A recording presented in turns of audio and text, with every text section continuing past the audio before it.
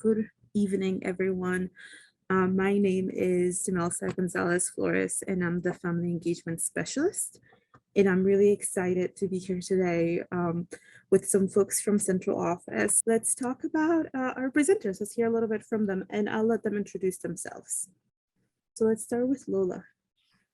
Good evening to our families. Thank you for joining us this evening. My name is Lola Odukoya. I am on the academic acceleration team at DC Public Schools. We work in the Office of Teaching and Learning, and our team specializes in our diagnostic and curriculum-based assessments and intervention programs. And I'll pass it to Jason. So my name is Jason Moore, and within the team of academic acceleration, my focus is on elementary assessments and interventions. And I'll pass to Mawuena. Hi, good evening. My name is Mawuena De-Souza, and I'm part of the academic acceleration team, and I manage secondary assessments and interventions. And I'll pass it on to Luna. Hi, everyone. My name is Luna, and I am joining the academic acceleration team as the UELIP intern for spring 2022. Great, awesome. We're so excited to have you here, guys.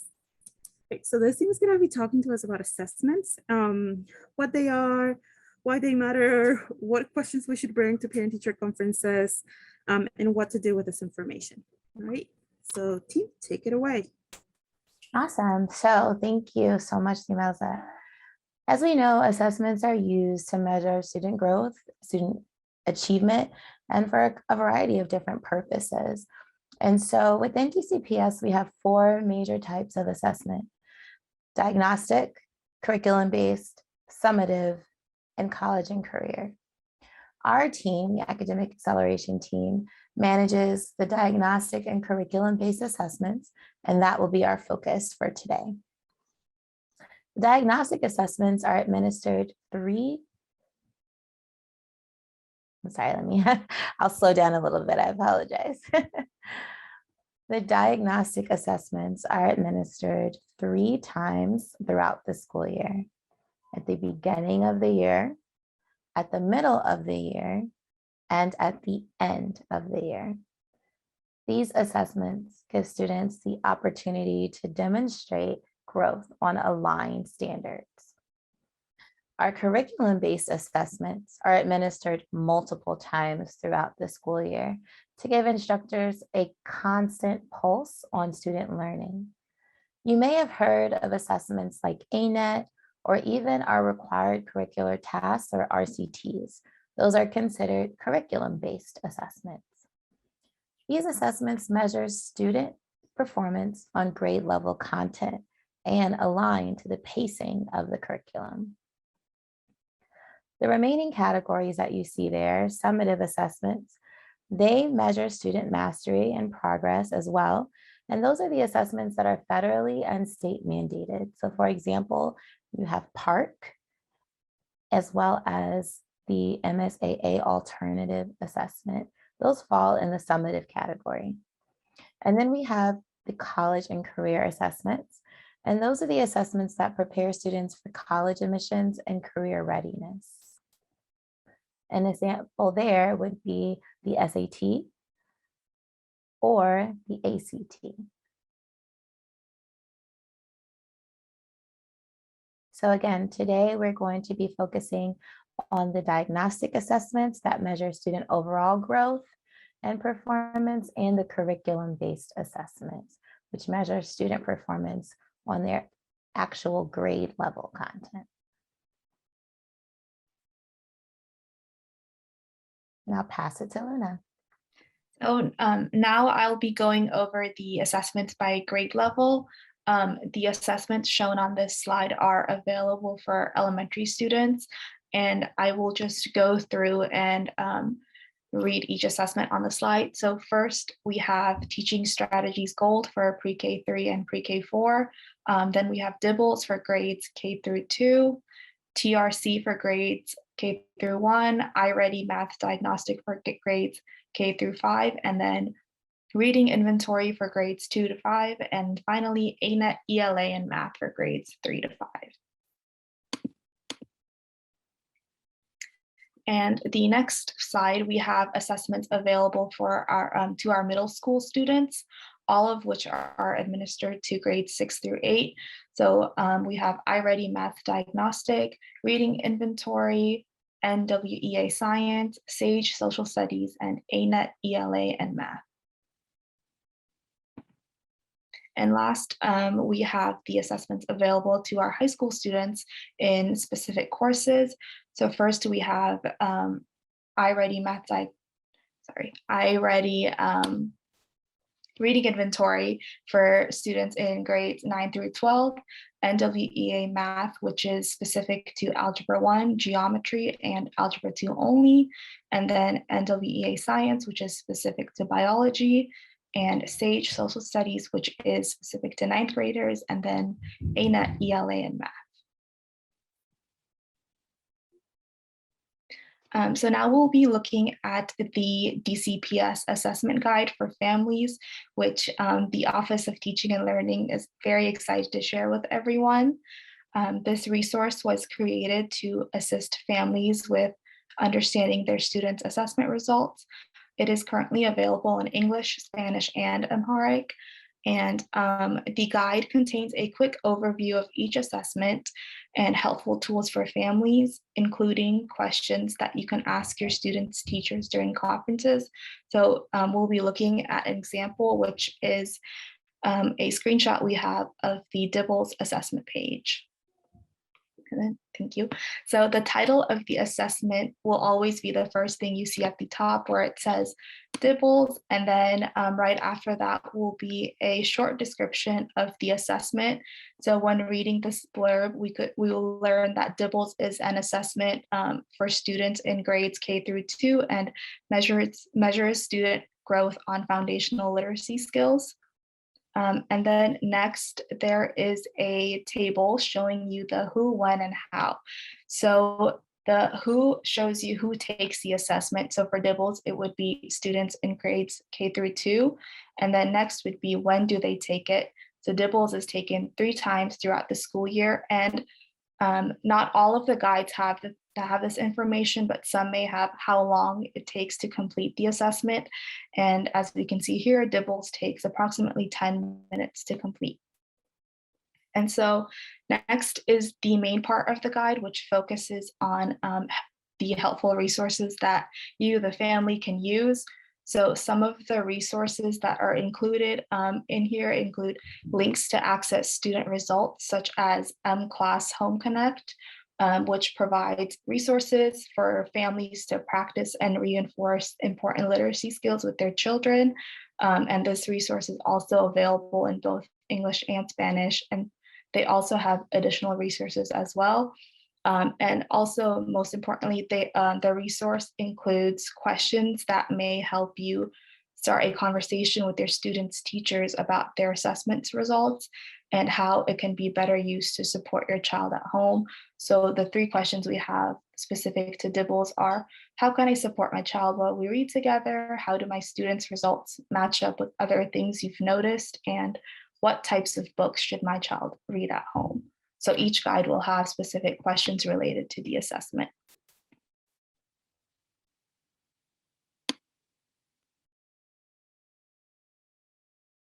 Thank you for that, Luna. So as Luna mentioned, the guides are available in English, Spanish, and Amharic.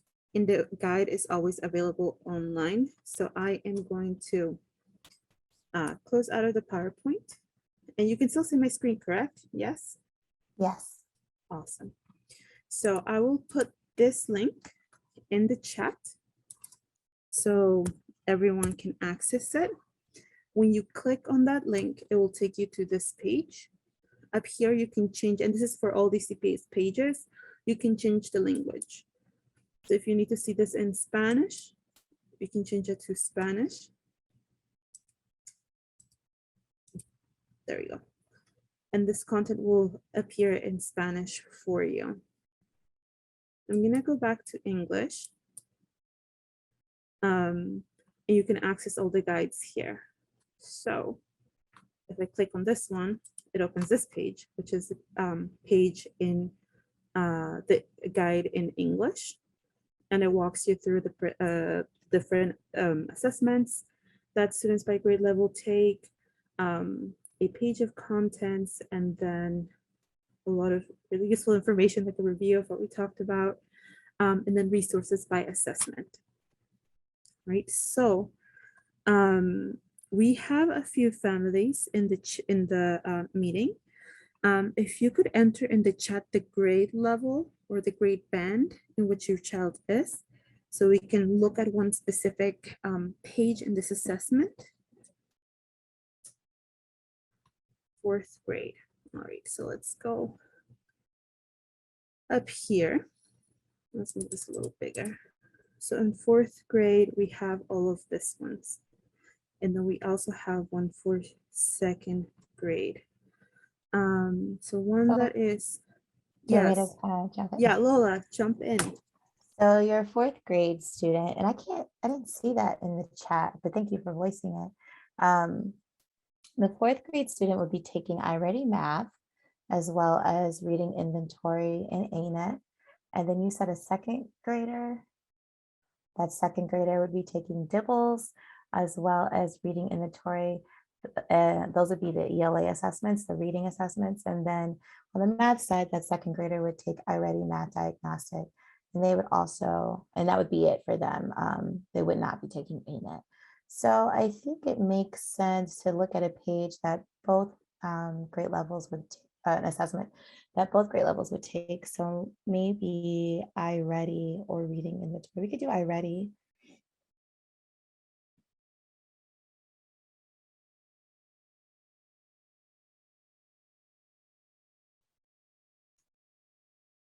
Yeah, so here we see the title at the top. So iReady Reading and Math.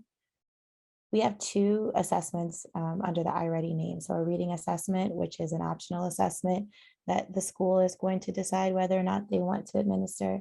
And then, if we scroll down a bit, you'll see the iReady Math assessment. So that's the overview there, as well as the answers to those questions that Luna called out earlier. And all of our students in grades K-8 take this assessment. You'll see how long it takes for them to go through it. It's adaptive, so the timing really depends on the student. And then if we scroll down a little bit more, you'll see all of the awesome, helpful resources for families where you can find help with understanding your students' results. iReady has specific guides in a couple different languages for families as well, and some introductory videos. And what's really cool about this guide is that we included some questions that you can actually ask your student's teacher during parent-teacher conference or whenever you're able to speak to them.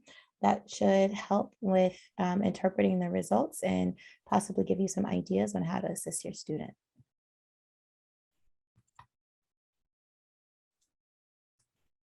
And all these ones are hyperlinked here so they can be opened. Correct. From the website. And as we mentioned, they are available in Spanish, and it is also available in Amharic. Let's get back. Right, so let's take some questions. Let's open this up for some questions, and let me get back to the guide in case we need to jump around for different assessments. And I'll give our folks who are on the line a few seconds to think of any questions. And if not, there are some that people submitted ahead of time.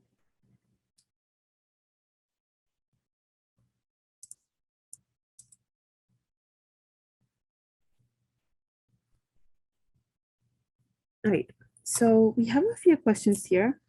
The first one is, how do I know when my students are taking this test or whichever test it is for their grade level?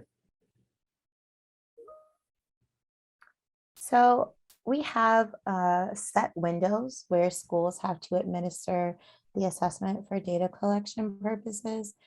But within that window, and the window can be pretty long depending on the assessment, it could be anywhere from 3 to 6 weeks that they're given.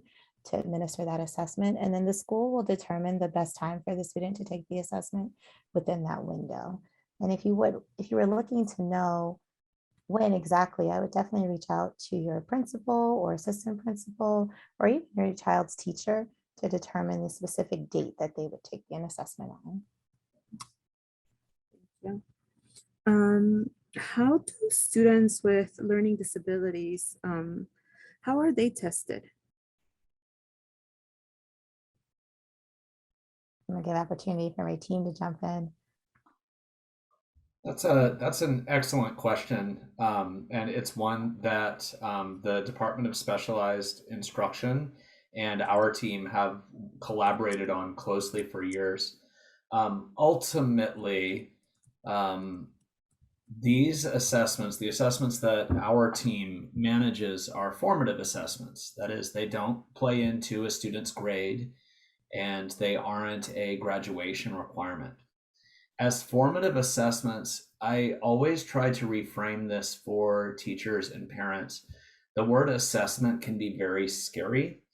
And as a formative assessment, we might want to think of it more as a measurement, right? As something that can take a student's temperature, or like a ruler, right? It just tells us what is. It doesn't affect anything except how the teacher manages their instruction. So typically, formative assessments such as DIBELS and iReady, et cetera, are intended to be given as is. That is, without significant accommodations beyond things that we would expect for our students to have, like a familiar test taker, quiet small group testing environment. However, ultimately, those questions are determined by the student's IEP team. And at the school level. And that's very, very important. That's a very important question to ask the school's IEP team. What we don't want to do is give the student an assessment that causes them distress. We also don't want to give them an assessment that's been altered in such a way that it gives a false measurement of where the student is in foundational skills. Thank you. So just to highlight, the assessments are to understand where the child is with not significant accommodations. And that's a good question to ask my child's like IEP team, like what accommodations will there be for formative assessments? Oh, thank you. How can I help, and this is for students, for any student, how can I help my child prep for any of these assessments?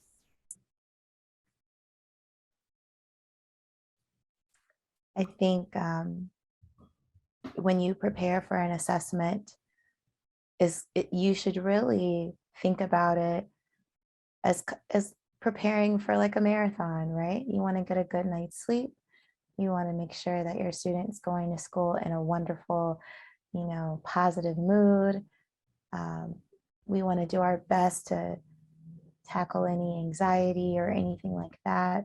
And maybe that means speaking to your teacher to make sure you know exactly when that assessment is. And I'd pass it to the team to weigh in if I missed anything. Well, I concur with you, Lola. Those are all excellent instructions, and they're good instructions, because it's not, these tests are different from, say, a history assessment or a math test, right? Where there is a specific set of material that we are expected to have knowledge of and to have learned. These assessments, really the best way to prepare the student for them is the same way that we would prepare our child when we were going for our yearly checkup to the doctor or to the dentist, which we would be doing the things that we know keep a student healthy and their teeth healthy. In a similar way, we would be doing things with our students throughout. We would read to our students regularly and share literacy growth with them. We would support them with any home connections or homework that they had. Those sorts of day-to-day things add up. The research is very clear. Those sorts of day-to-day things adds up and really set students up to be successful and feel successful when they take these sorts of assessments. Thank you. So you mentioned that a child might get anxious when taking the test. My child gets anxious when they have a test to take. Are there specific strategies that I can try with my child before they take the test, the morning of or the night before?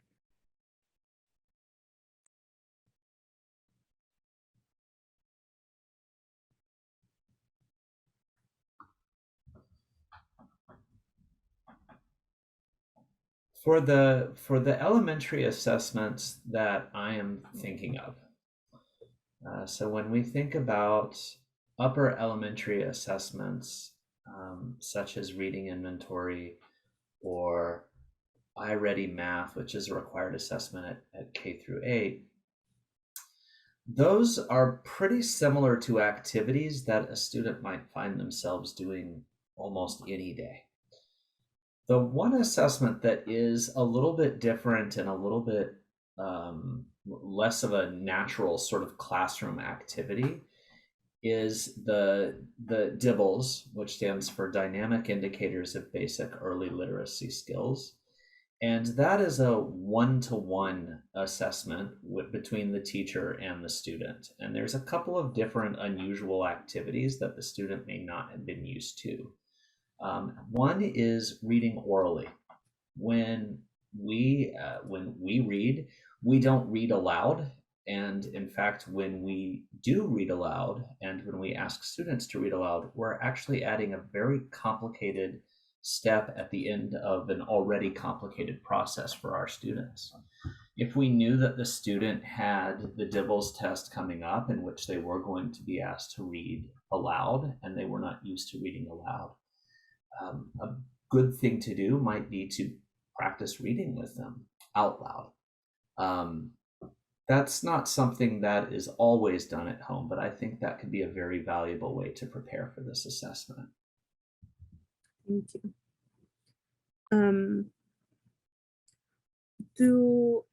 So I'm looking here, and there are a lot of assessments that you say like ELA, like I'm looking at the middle school, it's like iReady math, and then there's A-NATE math.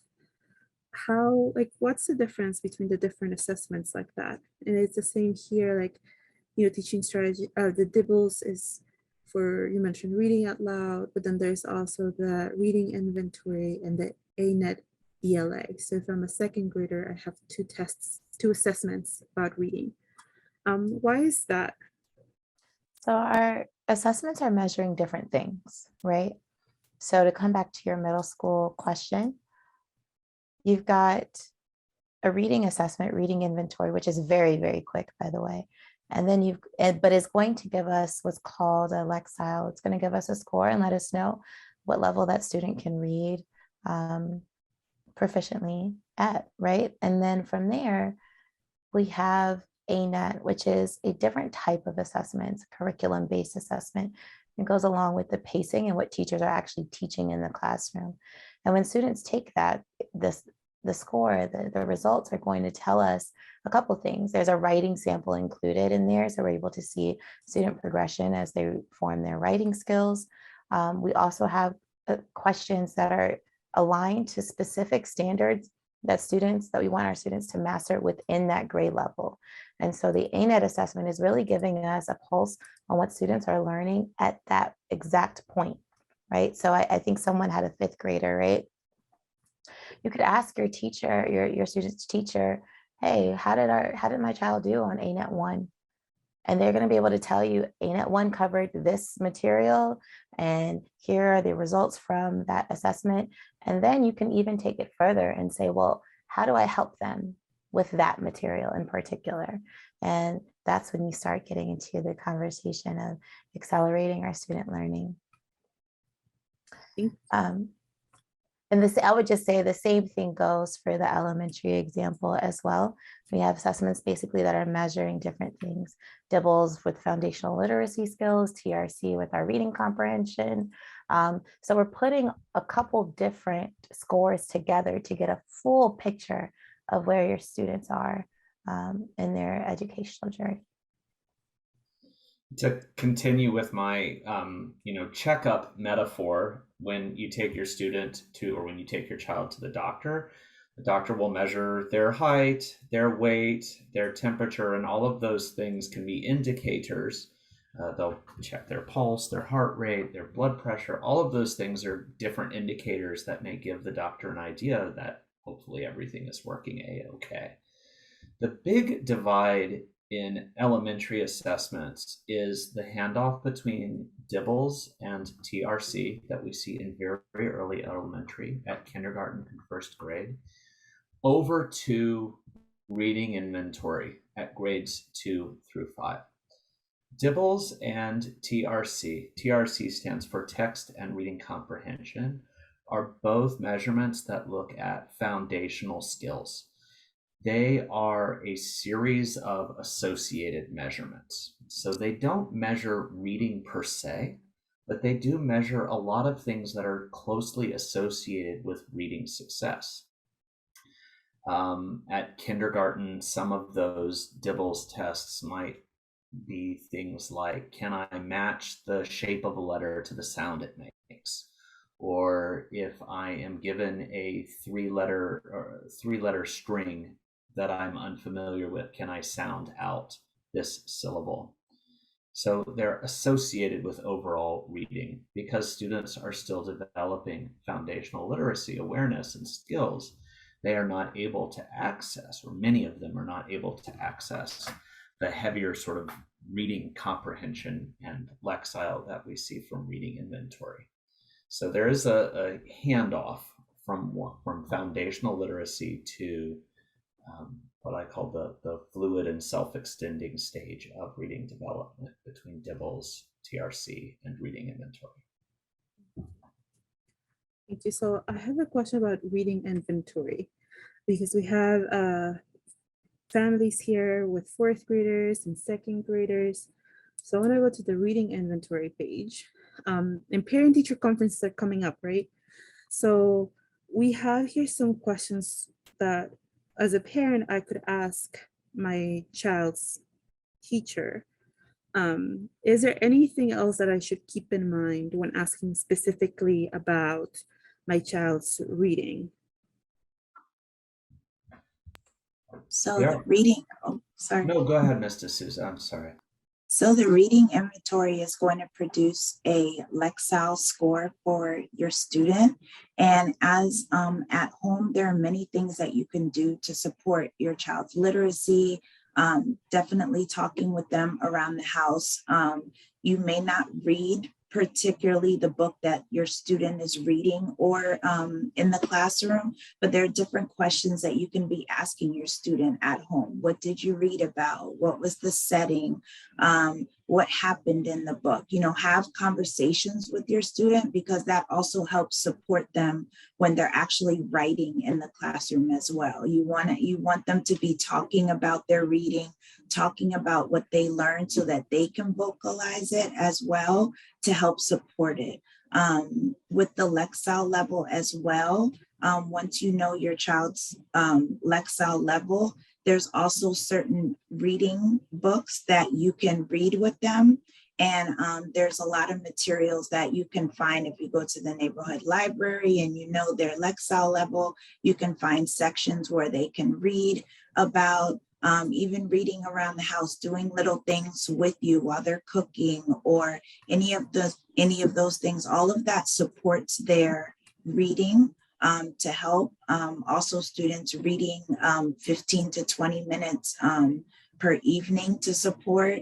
And they can really read anything. It's all about supporting and building up their comprehension, and then also talking about it, vocalizing what they read to support as well. Thank you.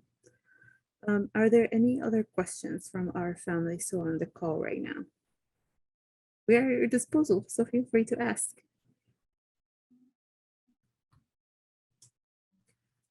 As folks are thinking, we did have a question come in about how readily accessible this information is. And I know we had a couple of people join us after the, like as we were having the conversation. I'll drop this in the chat again. All this information is available on the DCPS website. The link is in the chat. You have the guide available in English, in Spanish, and Amharic. And up here, you can select the language of your preference. So it's Spanish. It always does this to me. Give it a second. It will change the whole page in Spanish. So it will give you the description of the assessment in Spanish, and then you'll be able to access the guide in Spanish here. So when you click on that, it'll give you this in Spanish. Now, as you prepare for parent-teacher conferences, you can pull this up on your phone. The first page has the assessments that your children will take, and then you can go page by page and pull out a couple of these questions that are here.